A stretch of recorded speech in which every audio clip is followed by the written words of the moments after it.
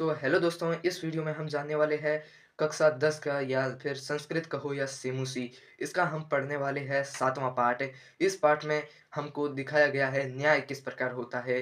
तो यह पाठ बंगाल के प्रसिद्ध साहित्यकार बंकिम चंद्र चटर्जी न्यायाधीश के रूप में फैसला लेते हुए इसके आधार पर लिखा गया है और इसके बारे में बताया गया है। तो इसी के साथ हम हमारे पाठ की करते हैं शुरुआत।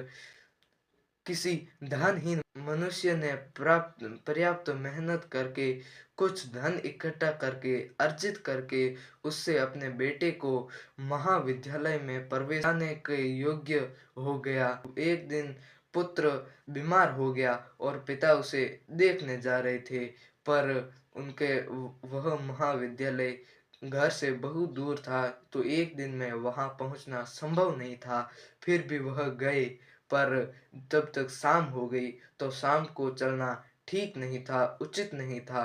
तो उन्होंने किसी का आश्रय लेने के लिए एक घर से मांग की और उन्होंने कहा कि रुक सकते हैं। यह सुनकर उन्होंने रुकने को कह दिया और वह शाम को वहीं रुक गया। और लेकिन वहां पर शाम को और एक चोर आया, जिसने जो चोरी करने आया था, पर जो आदमी रुका था वह निर्धन व्यक्ति बोला, चोर चोर चोर। और जो चोर था वह भी बोलने लगा, चोर चोर चोर चोर।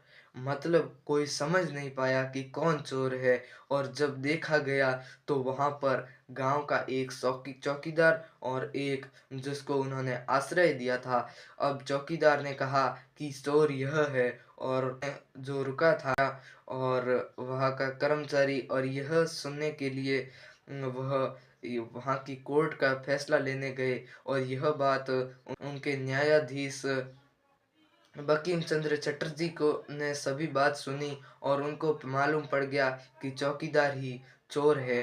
पर वह साबित कैसे करें, अर्थात सिद्ध कैसे करें कि चोर यही है, ऐसे ही कहा नहीं जा सकता।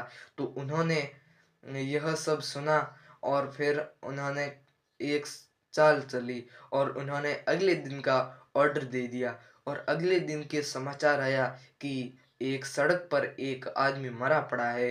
तो उन दो व्यक्तियों को भेजा, जो व्यक्ति एक चोर चौकीदार और दूसरा जिसको उन्होंने रुकने को कहा था, उन दोनों को भेज दिया उस व्यक्ति को लाने, जो मरा पड़ा था उसको लाने।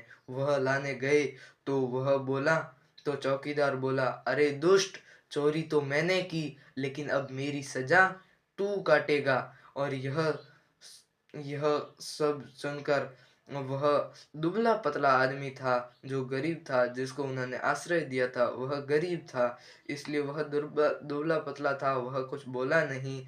और वह वहां गए तो वह मरा हुआ व्यक्ति उठा, क्योंकि वह मरा हुआ था ही नहीं, वह न्यायाधीश का एक सूत्र कहें या जासूस कहें वही था। और यह देखकर उसने सारी बात बताई, तो कोर्ट वाले वो सभी को समझ में आ गया कि चौकीदार ही चोर है। तो कभी ये मत सोचना कि हम बच जाएंगे, क्योंकि हमेशा सच सच होता है। तो इस पार्ट का भी हम इसी के साथ कर देते हैं अंत। अगले वीडियो में हम अगला पार्ट पढ़ेंगे। धन्यवाद।